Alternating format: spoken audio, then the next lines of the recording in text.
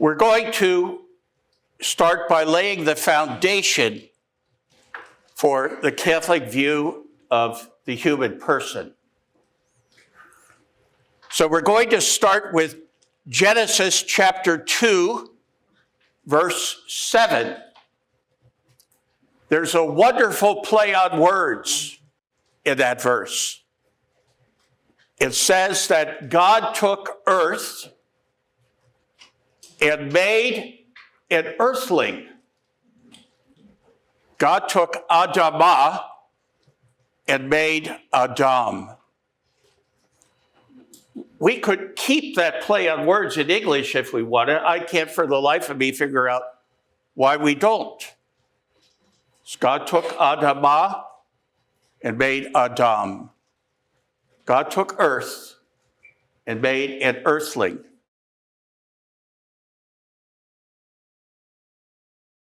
"11 verses later, chapter 2, verse 18, God looks at the earthling, and the very first thing God says about our humanity is this: it is not good for earthlings to be alone.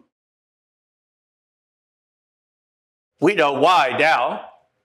Because we're the image and likeness of God, and God is a community of persons, the Trinity.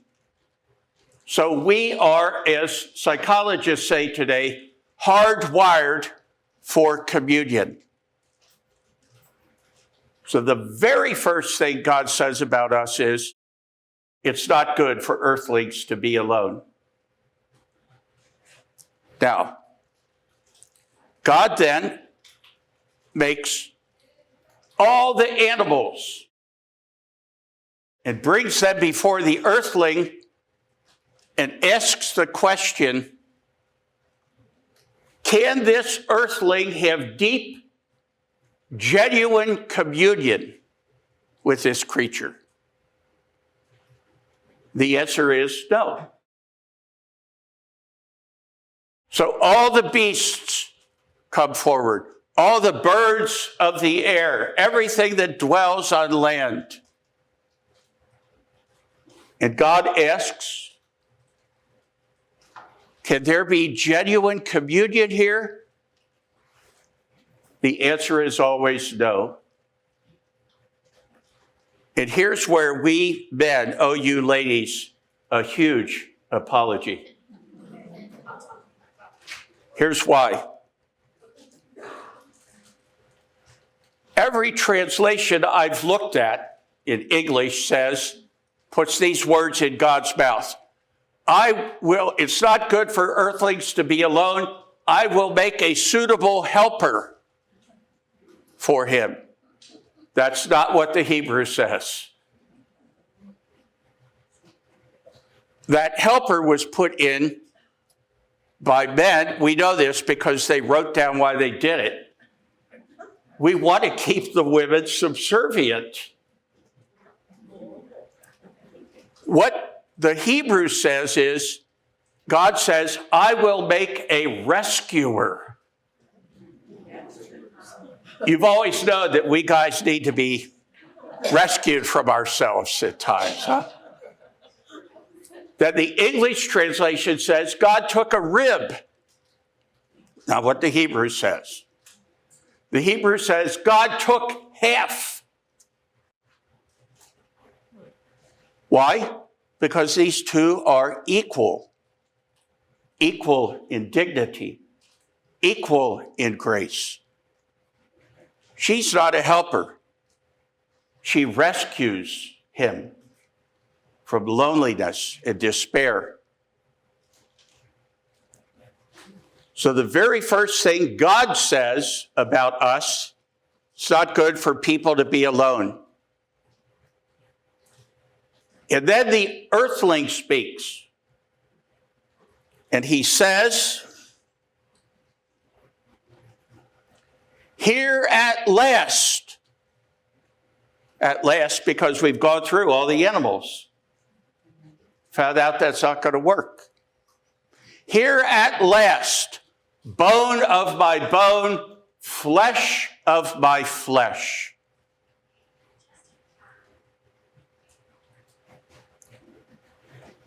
That lays down the pattern for how every human being should look at every other human being. Here it is. Bone of my bone, flesh of my flesh. And so with this basis in mind, the church has some, what we might call core moral values or core moral principles. The first is human dignity. Every person is made in the image and likeness of God, and every person deserves respect and protection. There are no limits placed on who this person is or what this person has done or from where this person has come. Human dignity is our core value.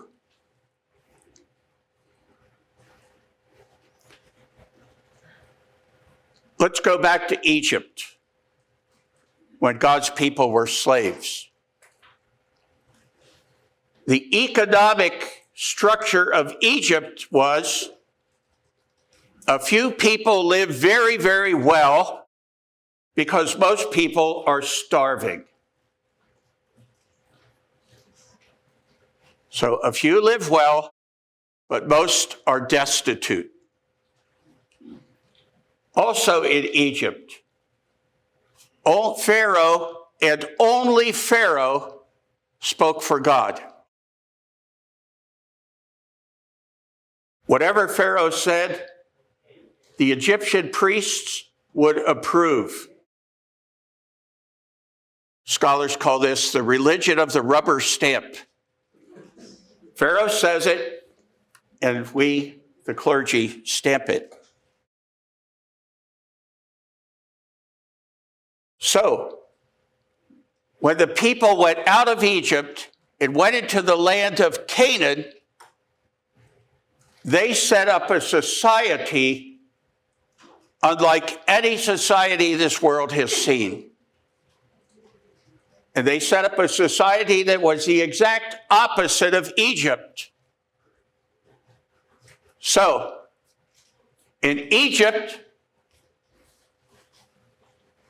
there was a group who lived well only because most people were destitute.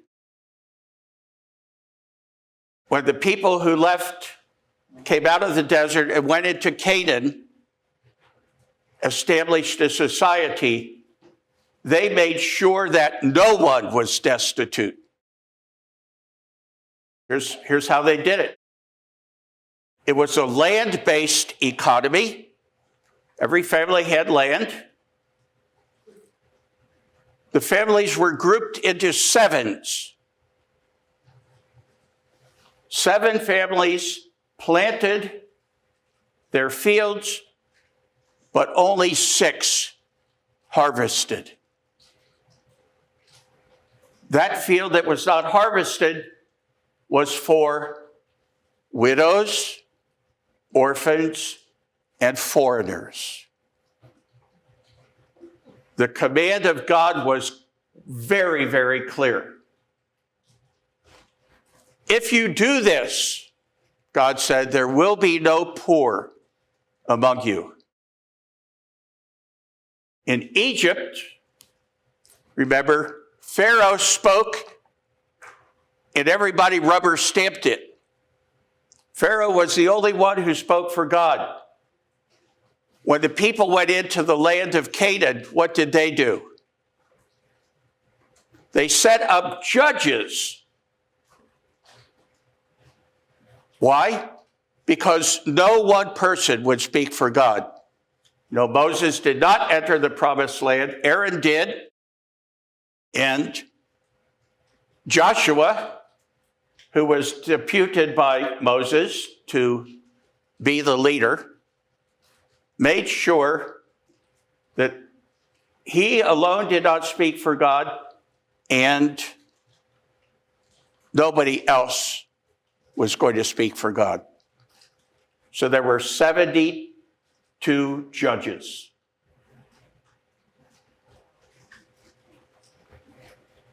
Sometimes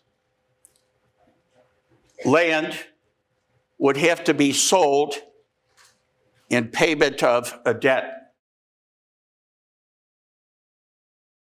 But after 50 years, every 50 years, so after one generation, all land returned to the original family. God's people were making sure that there was no such thing as intergenerational poverty. You see, 7 families planted, 6 harvested. They went around, and after every 7 times 7 grouping of that, they had Jubilee. It's the origin of our Jubilee year. It was a proclamation of God's goodness. All debts were canceled. So everybody started over again. So, what happened? After a while, the people who came into the land of Canaan died. And their descendants, after a couple of generations, simply forgot. And so, they wanted a king. God gave them a king, Saul, who disobeyed God, went to a sorceress, and finally killed himself. David, who fell in love with a woman and had her husband killed. Solomon, who pulled people off the land to build a temple, put that land-based economy in danger. Is one of my I used to teach 8th grade religion. One of my 8th grade, the young ladies in the 8th grade said, the other sin that Solomon did was he brought 300 porcupines into the palace. Good enough, huh? 300 porcupines. What a sin. So what was the message then that God gave the people? You have forgotten what I told you. I gave you the kingdom as a sign of your being free to serve me. I told you, you may have the kingdom, but you must never forget whom? Widows, orphans, foreigners. Those without family were most at risk. What was the message of all the prophets? Take care of the widows, orphans, and foreigners. You were widows one time in Egypt. You were orphaned. You were foreigners, strangers in a strange land. Take care of those people, or the kingdom will slip away from you. See, the kingdom was an outward sign that the people were listening to God's will. What happens when you only have the outward sign, but not the inner reality? Romans called that leftovers. Latin word for leftover, superstition. So people just assumed we're always going to have this kingdom. But it slipped away because their care for widows, orphans, and aliens slipped away. Let's quickly review the birth of Jesus. Two Gospels have the infancy narratives, Matthew and Luke. In Matthew, the first to see the newborn are foreigners. In Luke, who is the first to see the newborn? The shepherds. Shepherds were outcasts because they couldn't keep the rigid dietary laws. So the foreigners and the outcasts are the first one to witness this birth. And through the centuries, the church has never forgotten that. Those commands are still with us today. So, as I said, the first principle is human dignity. To look at another human being is to see God. Second principle, preferential concern for the vulnerable. So when the bishops wrote a letter on the economy in the 1990s, they called it preferential option for the poor. What they meant was the poor do not participate in the political process the way we do. Many of them don't vote. So, we are obligated, because these people are disenfranchised, we are obligated to take into account the effects our acts will have on the poor. That's all it means. That we who have an obligation. What is this going to do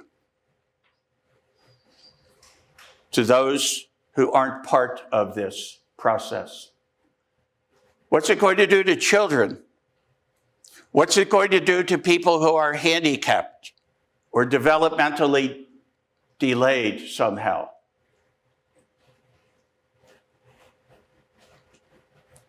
Third principle is what Thomas Aquinas called the common good. Since we are all members of the body of Christ and members of each other, we are obligated to use the gifts we have for the common good. This doesn't mean I have to give away everything. It doesn't mean I have to give to everybody who asks. That would be irresponsible. But we have to have an orientation towards the body of Christ. So we need to balance national welfare with a responsibility to welcome others. See, the Catholic Church never puts forth policies. Policy making is the province of the government. In a democracy, the duly constituted government sets policy. What the church says is, when the policies are made, please keep the following in mind.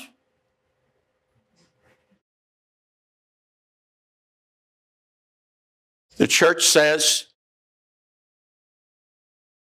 that every nation has a right to guard its borders. Every country, without exception. States may regulate borders,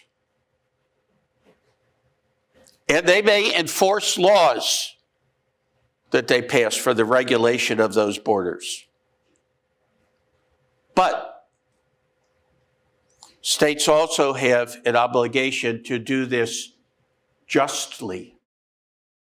and humanely.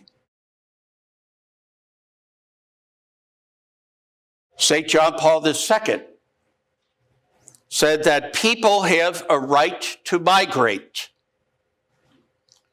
He didn't mean they have a right to migrate anywhere. They have to follow local laws and customs when they migrate. But they have a moral claim to seek better opportunities. My mom's father was one of 8. He had fought in World War I for the German side. He saw nothing but bad coming after that war. And so in 1928, he decided to come here. The family couldn't feed everybody. They were poor. He had an 8th grade education, and he was trained as a tailor. So he said, for the good of the family, I'm coming here. I'm leaving. Went back once his entire life. My grandmother did the same. He met her over here. There were 2 houses in Covington, one for single German men, one for single German women. And they held dances, and they met and fell in love, and yeah. By the way, I asked him one time, I said, Opa, during World War II, and he was clearly on the Allies' side in World War II. I said, I know that during World War II, a lot of spies were sent to Covington, it's the Cincinnati area, because half the people here spoke English with heavy German accents. And you didn't have to speak English very well. I said, how did they tell who the spies were? He said it was easy. And I never thought of this. He said, anybody who started singing verse 2 of the Star-Spangled Banner was arrested. Because genuine Americans only know the first verse. And we stop at the first verse. I thought, okay. So, hospitality, family unity are other principles. We should, to the greatest extent possible, keep families together. We know the impact that has on children. I was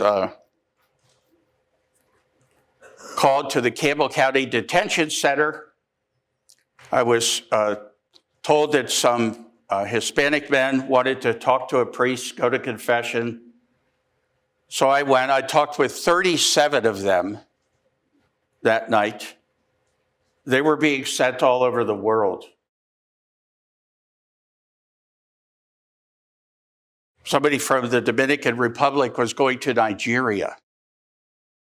He said, I don't speak English. I don't know anybody in Nigeria. My family is going back to the Dominican Republic, but I have to go to Nigeria. So the church says keeping families together should be a priority. So where does all this come from? That's why I started talking about Genesis tonight. That's the basis of our Catholic view of the human person.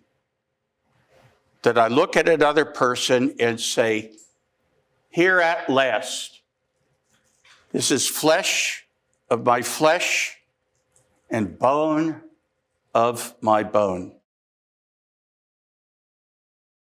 Recent popes have picked up on that.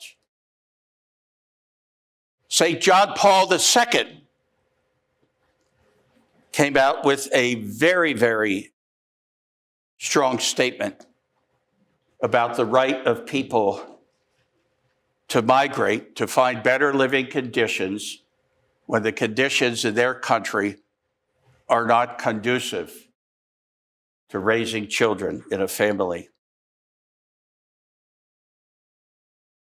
Paul VI, before him, did it. Pope Benedict did it. Pope Francis did it, and now Pope Leo is reinforcing that message. The consistent message of the Vatican and the Holy See has been this: we have to have international cooperation. We are one country among many countries in the world. Last count, there were about 185 countries on the planet. So we are one of those.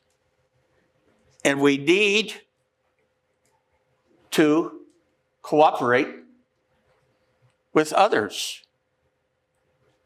We can't be the lone wolf. We can't be the only one doing things.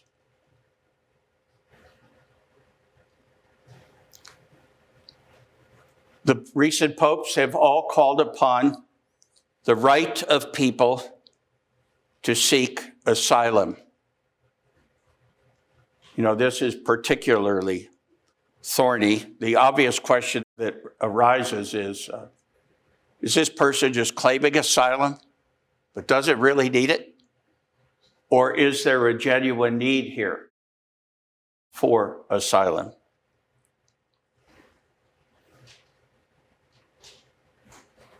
The United States Conference of Catholic Bishops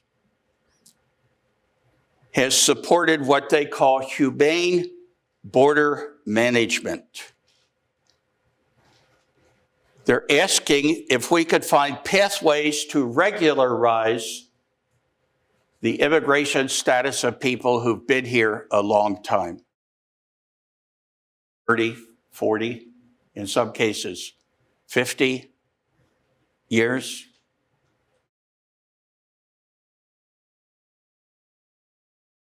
How do we protect children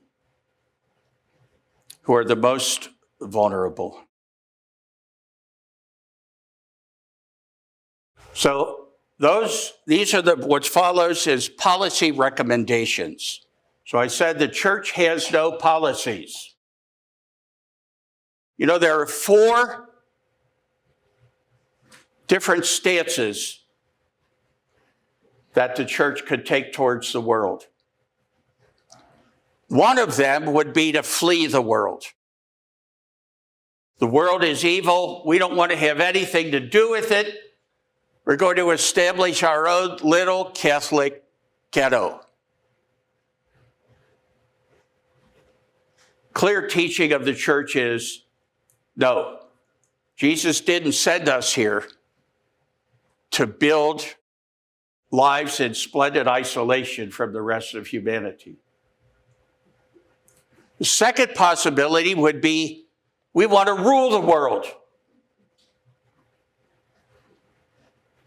That's been tried.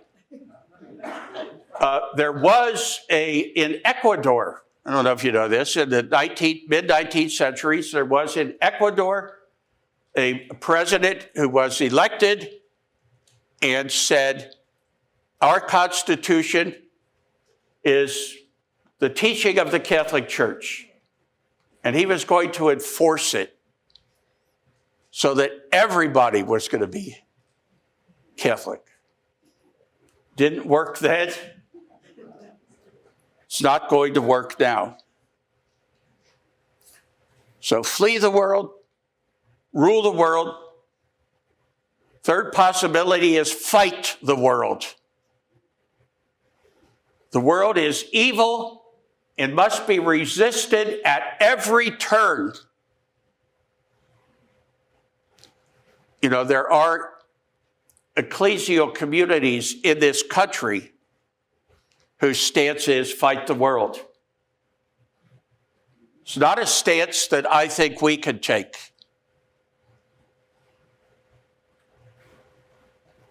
What's the fourth possibility? To be in the world as salt and light.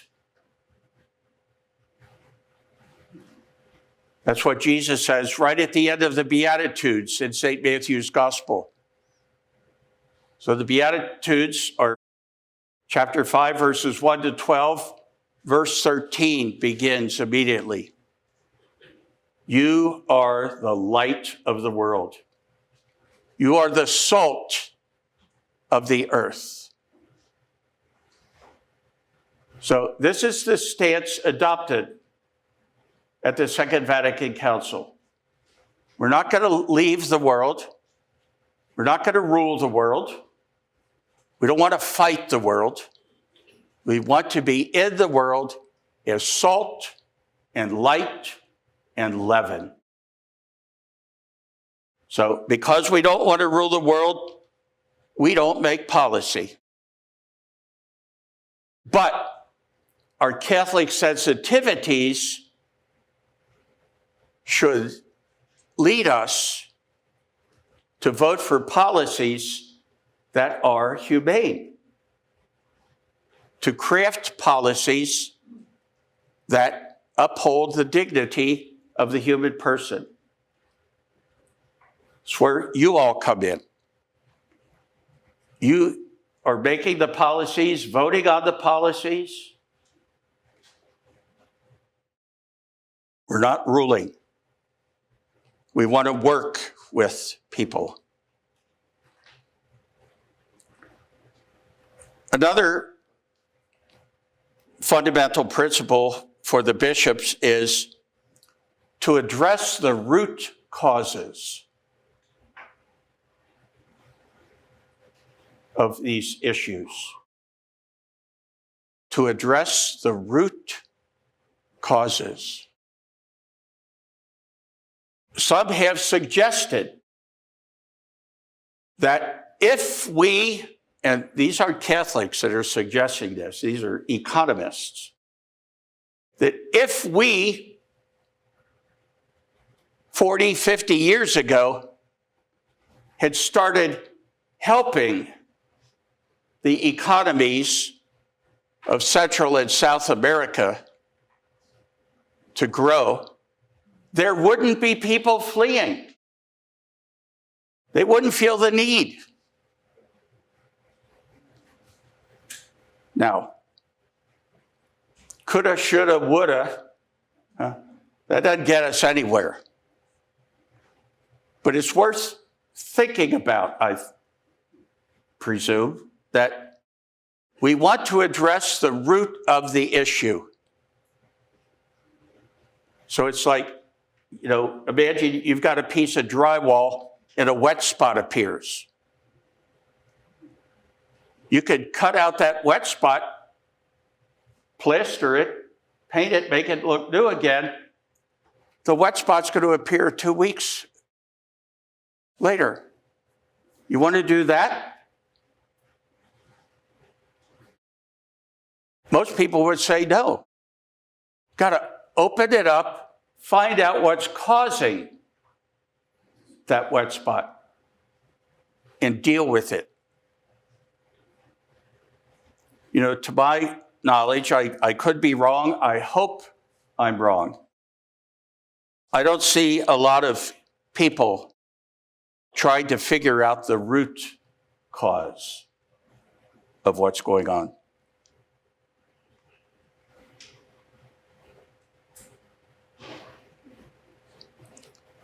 Another principle, the protection of workers. We're called to ensure that workers have working environments that are safe, that are free from exploitation. That hasn't always been so. International cooperation. Somehow, responsibility has to be shared. The United States just can't do everything alone. Nor can we be expected to fix everything. It's not within our purview. It's not within our power. It would be unfair for all the countries of the world to ask that of us. But we can and should cooperate. We should seek answers that are multilateral, not seek to impose one point of view on everybody. In other words, we need to start talking with each other. You know, I left for Italy when I was 20 years old. Came back when I was 27.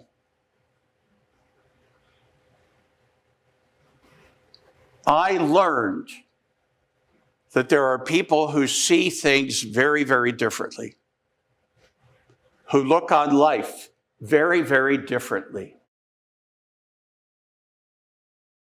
It was Jean-Jacques Rousseau who said, "Learn another language and you gain another soul." Well, I got off the boat and they said, "You speak Italian?" "No." So well, tell you what. The semester starts in 2 weeks. It's 15 weeks long. At the end of that 15 weeks, you're going to have to do an exam. It's going to be in Italian. The lectures are going to be in Italian. The textbooks are going to be in Italian. Sink or swim. But I think that my experience there changed me somewhat.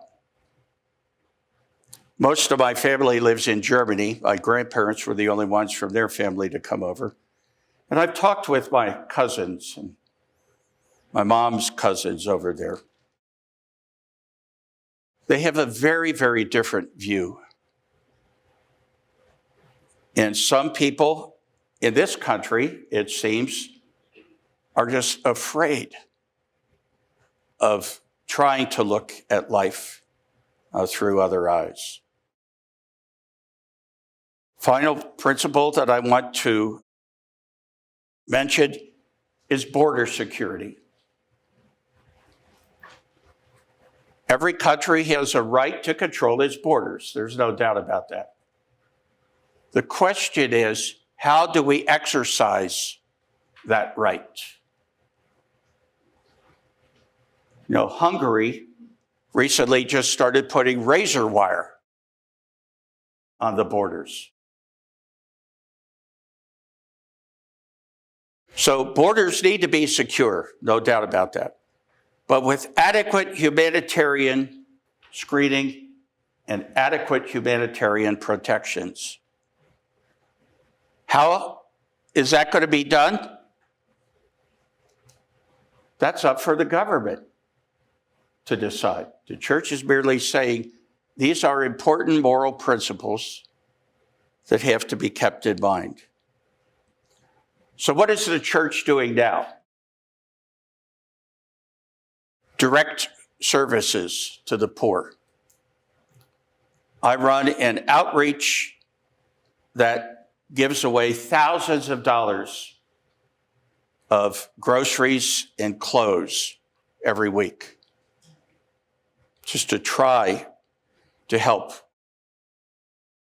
I'm sure there are things over here in the Archdiocese like what we have, but we offer language classes. We have a whole cadre of lawyers who are Spanish speaking to help people work their way through the system. Along with the direct services, I think there needs to be advocacy. So, how do we enforce our laws humanely? How do we make sure that families stay together? How do we make sure that people are treated with dignity and respect. The bishops also say governments and NGOs should work together. NGOs are non-government organizations, so Red Cross. Cor Unum, the Vatican charitable foundation. So we need to partner with people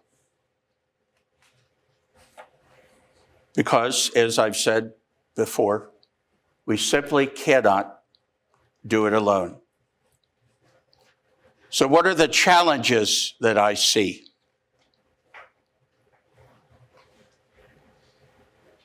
There has to be a balance between the law and mercy.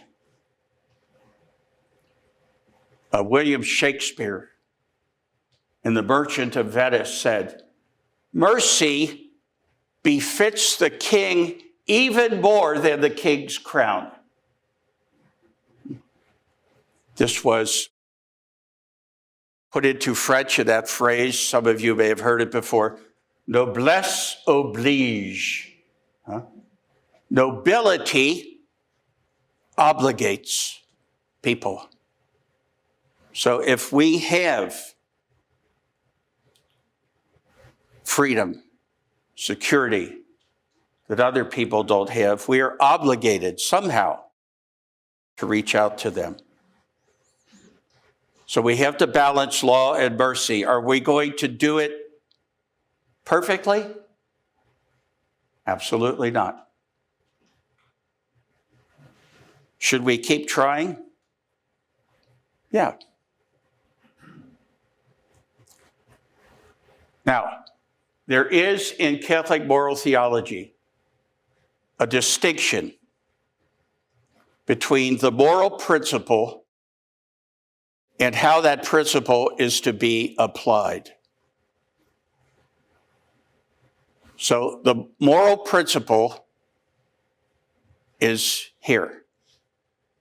So we need secure borders. It's a moral principle we can all agree on. But how is that moral principle to be applied?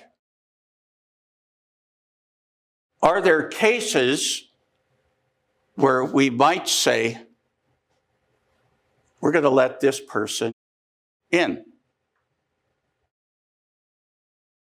Aristotle, who died in 322 BC, recognized that moral laws cannot cover every specific situation, because the law was made by a human who doesn't have a crystal ball. And so there needs to be a virtue, he called it epikeia, which may influence how and whether we apply that law. This is a very mundane example, but it's one that I know. I was teaching 8th grade religion, and there was a young woman who got up out of her desk, lay down on the floor, and just fell asleep. Now, I know teachers who would have gone postal on that one. I said, JC, could you tell me what's going on? She said, I can't sleep at night. Really? Can you tell me? I'd like to help if I can. She said, my little sister and I sleep in the same room, and Mom's boyfriend comes in. And I stay awake, and then he doesn't touch her. So she wasn't sleeping. So I built in a 20-minute nap for everybody in the class. Eventually, I asked the Newport police to go there, and they straightened things out, got the boyfriend out, and but there are policies, and while people I'm working right now with some priests in our diocese who are alcoholics. So how do we handle them? Tough love? Do we give at times? People of goodwill can have different judgments on how to apply the law. Doesn't make them enemies. Doesn't make them opposed to each other. They both uphold the law. They differ in how they want to apply it. Okay, I've got a whole bunch of questions out here. So I kind of grouped them into families.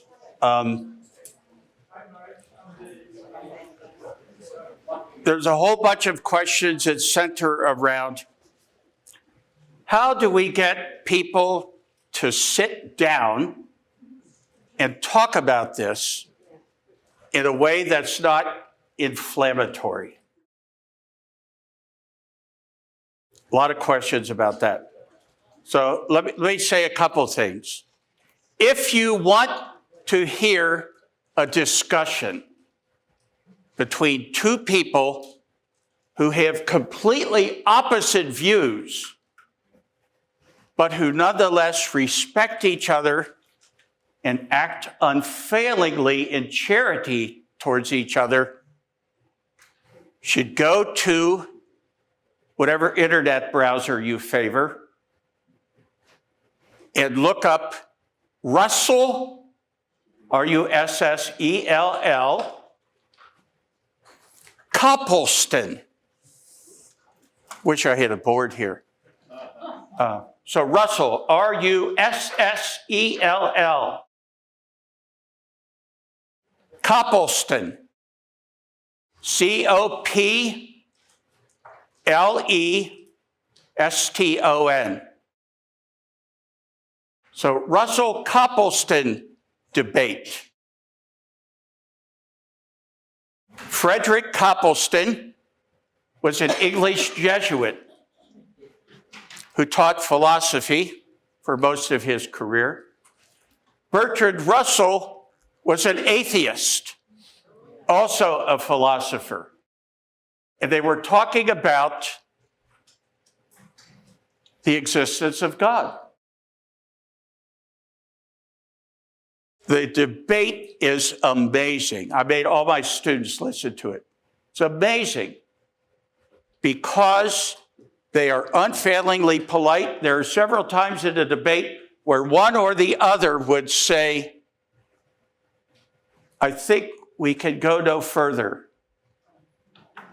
Maybe we should move on to something else. The other one would say, you're right. It's classic, which is why the BBC has kept it all these years. I think it took place in 1943, if I remember correctly. One thing that we can do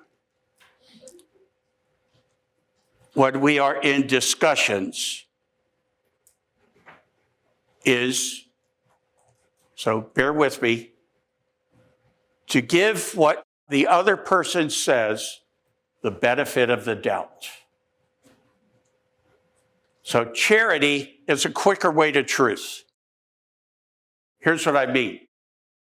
Suppose somebody says, smoking should be regulated because smoking annoys other people and it harms the smoker.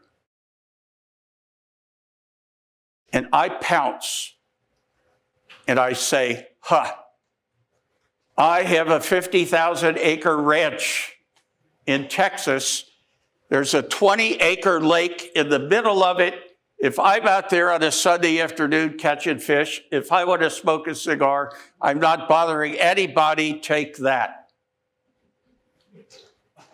What did that do to the argument? Nothing.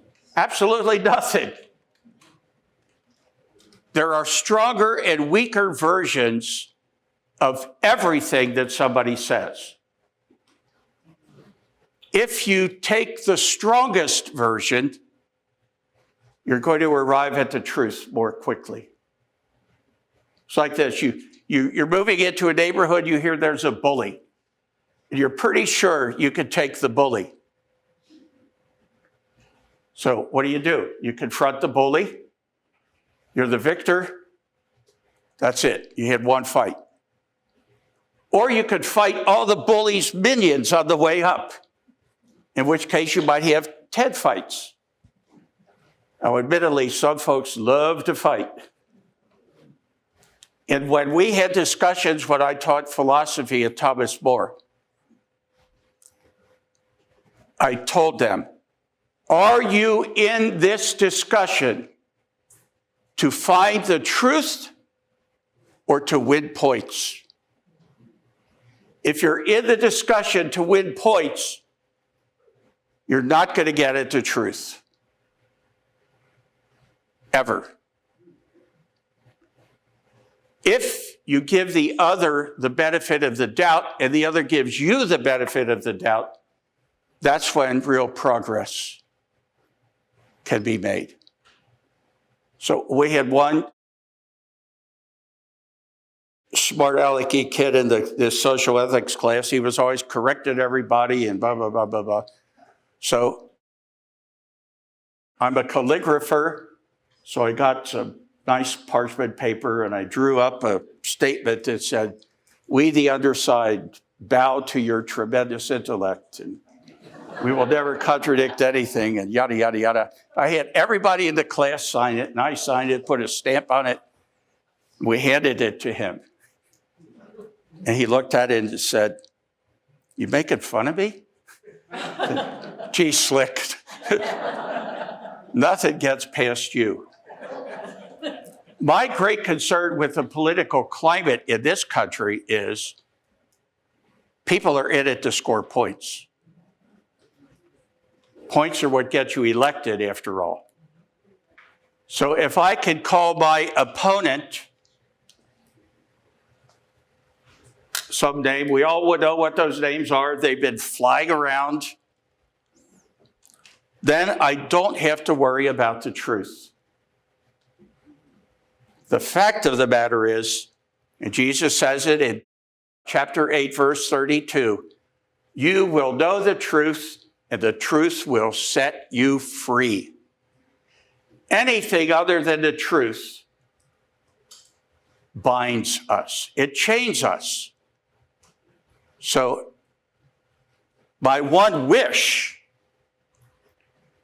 for politicians is that they quit trying to score points and focus instead on how do we arrive at the truth. They might start listening to each other. You know, I find it just bizarre, for example, that when a president gives up and gives the State of the Union address, and the other party's address is given immediately after. I thought, well, they wrote that before they heard what the president had to say. This is nonsense. Why don't we say we'll have it tomorrow? We want to consider this.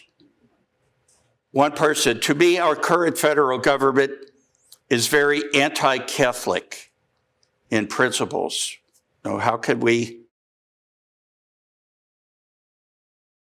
reach Catholic friends who voted for Trump? Kind of a loaded...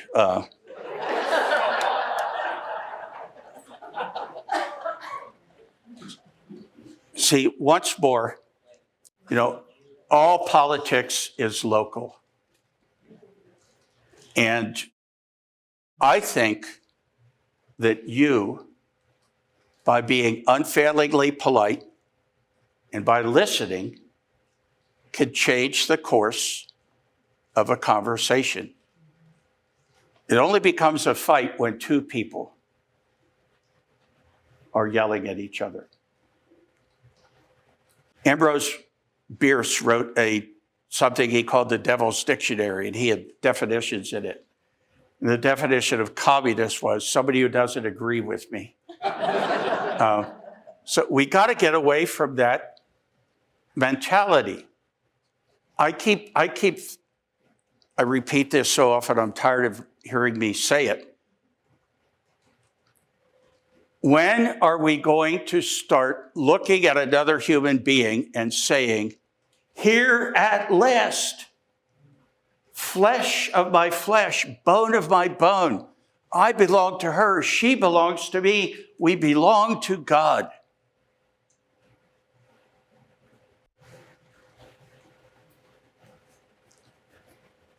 So let me ask this. What are the two languages that all human beings have in common? Not English. It's not any of those languages.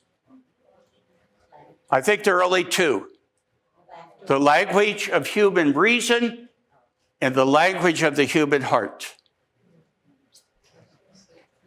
That's it. I produced a report on, among other things, the economy in northern Kentucky, and somebody fussed at me and said, why didn't you use biblical language? I said, for the same reason I didn't write it in German. Not everybody understands biblical language. Not everybody understands German. We're speaking fluent Catholic here, but not everybody does.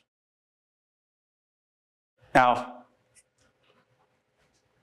it's kind of a caricature of Americans that get to Europe and somebody doesn't appear to be understanding, so they just raise their voice. My dad did that, Our family is divided into German speakers, non-German speakers. So Dad was one of the non-German speakers. And he would just raise his voice, and I'd say, Dad, not deaf, just Deutsch. So I'd say, you look at her, tell her what you want to say in English, and as soon as you're finished, I'll translate it into German. Well, we need to find a way to translate our principles into one of those two languages. And the church is fluent in both. People say the church is against science. I say, answer me this. Why are 27 craters on the moon named for Jesuits? It's true. If the church is against science so much, what is going on here? And what about the language of the human heart? We are so fluent at that. The church kept civilization alive during the so-called Dark Ages. We have produced some of the greatest works of art that move the human heart. At the beginning of the pastoral constitution on the church in the modern world, the bishops made a promise. They said the church will always speak in language intelligible to the men and women of every generation. Before that, the bishop said, the hopes and joys of all humans are the hopes and joys of the followers of Christ. Nothing that is genuinely human fails to find an echo in the hearts of those who believe. Now, I am firmly convinced our insight, our picture of the world, our notions of humanity, the best thing this world has. The Catholic view of the human person is the best thing going. But we have to translate it into the language of human reason, translate it into the language of the human heart. And that's tough. It's a rather large task that has been set before us. But I'm convinced that we can do it. Somebody else wanted to know, how are we presenting these things to Congress? Well, the bishops meet regularly with people from Congress. They testify before congressional committees. And the USCCB is constantly putting out position papers. They have a website, USCCB, United States Conference of Catholic Bishops.org. You can go to the Vatican website, Vatican.va, and you can get anything you wish. Everything Pope Leo says is there. And if you come at it from the United States, it's all in English. So those are wonderful resources. Calling congressional offices is very effective. I know because the Congress people have told me, they keep track. And if you call and speak in a way that is respectful, they're much, much more ready to hear than the yelling that some people do or writing screeds. I agree we should vote for policies that are consistent with our moral code. What about abortion? Abortion is one of the questions for which we find ourselves on the opposite side of a lot of people. But I can tell you my experience quickly. I was invited to be part of a group, 4 pro-choice people and 4 pro-life people. We met every week for almost 4 years. It took us 6 months to get working principles so that we could talk to each other. And one of the people said, "My eyes were riveted on that collar. I thought you were going to jump up and start screaming. Your head was going to twist around." So anyway, we got about the 4-year mark. One of the pro-choice people got cancer. And the pro-choice folks said, "Look, we trust you. We trust you're not going to outvote us. 4-3, okay." And then another one said, "No, I think we should quit." And we said, "Could you tell us why?" And she said, "Yeah, the more I have spoken with you, the more I'm coming to believe that I'm on the wrong side of this one. And I can't afford that." So it is possible. Now, that took a heck of a lot of time, and Bishop Hughes, Bishop of Covington at the time, asked me to write an article in the Msgr about it, and I got slammed. People were writing in, "He's probably going to take cookies and flowers to the Muslims who are slaughtering people, and why isn't he like John the Baptist, yelling brood of vipers?" And okay, whatever. So anyway, it can be done. It can be done. We just stick to our principles. Just want to say thank you very much, Father Bill.